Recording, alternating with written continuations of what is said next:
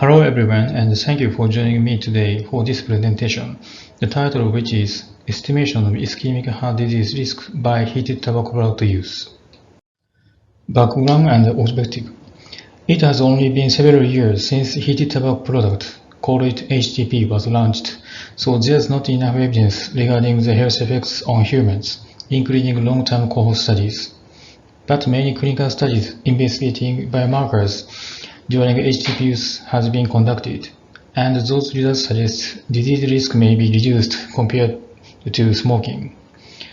Concerning this situation, we estimated the risk of HTP use for ischemic heart disease, called IHD, by using available evidence.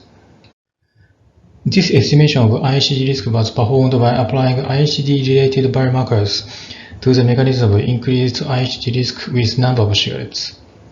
This mechanism is described in Surgeon General Report 2010, and it consists of two parts.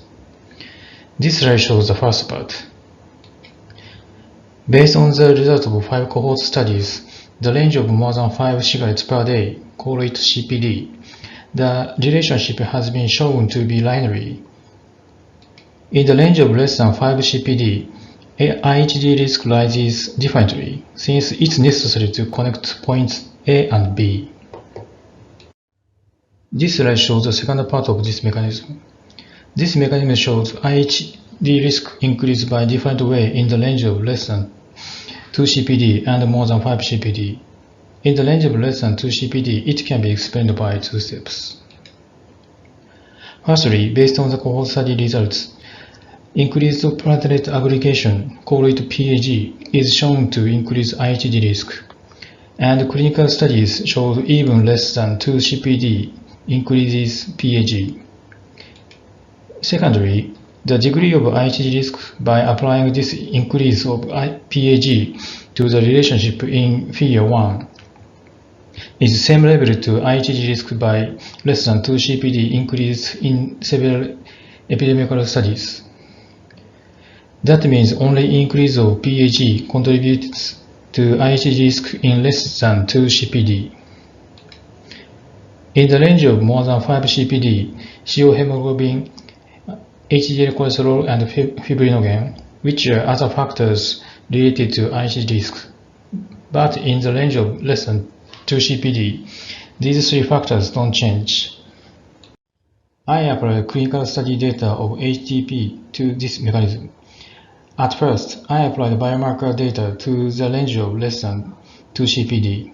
Biomarkers for PAG are 11-dihydrothromboxane B2, 2,3-dinothromboxane B2. These data can be obtained from the result of systematic review of clinical studies for HTP. Urinary concentrations of these 2 markers were slightly higher than never smokers, but up to 20% lower than smokers. These results suggest the increase of IHD risk by HTP use is small. Next, I applied biomarker data to the range of more than 5 CPD. We got a concentration of 3 biomarkers by same way of PAG. It could be found up to 93% reduction in hemoglobin by switching from smoking, and up to 10% increase in HDL cholesterol, which are same level as abstinence. Additionally, cross-sectional study results suggest that no statistical difference in HDL cholesterol compared to never smokers. These results also suggest the increase of IHD risk by HTP use is small. Finally, summary and conclusion. By applying biomarkers of these factors related to IHD risk to this mechanism, it could be suggested IHD risk by HTP use have the potential to lower than that by smoking. In this estimation, 2 limitations are involved. First, IHD risk by HTP use needs to be considered, including the results of future cohort studies. Second, this mechanism is based on the results from several epidemiological studies, but given the changes in smoking habits, it's considered that it would be difficult to investigate the effect of a specific number of CPD, especially less than 5 CPD. Thank you for your attention.